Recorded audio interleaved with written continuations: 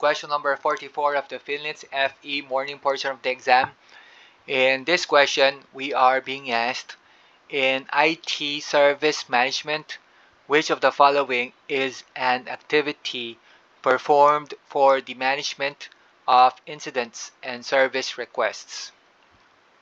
Alright, I ended up choosing letter A instead of D because I thought that A seemed to me the more complete answer, because when we look at letter D, we find that we receive a failure report and we check if it corresponds to a known error. And I thought that we're only checking, we're not doing anything else. If it's not a known error, we're not gonna do some kind of assistance, not solving the problem at all afterwards. And if we compare it with letter A, we find that here we are evaluating customer satisfaction and checking whether we meet the agreed service targets.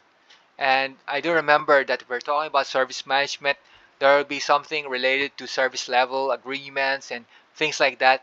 And not only are we checking, we are also going to perform a review to identify improvement opportunities.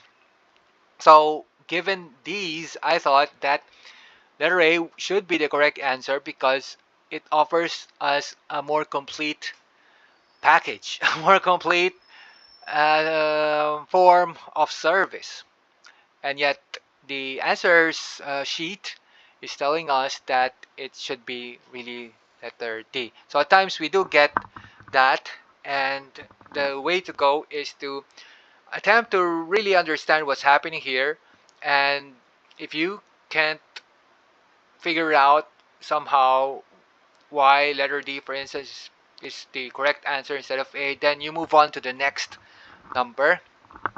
And I think that eventually, if you really know what you are doing, you should be able to get enough points to pass the exam. Now, for letter B, what we have is that we examine measures wherein the amount of free space on a disk is near its threshold.